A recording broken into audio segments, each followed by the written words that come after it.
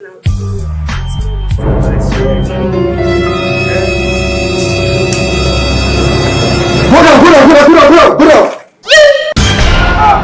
So now they smoke weed for this area. This area up, you only you waka come.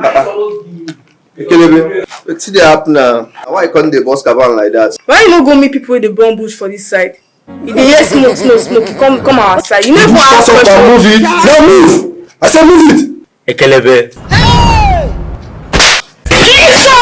What are you doing how? They enter street anyhow. Yeah, and This is like this, you don't cast too. Continue. You go first look around. You don't go ask questions before you enter street. They mad. Eh? Who them be? Ayawa. Jesus! I said what? Come on, over here.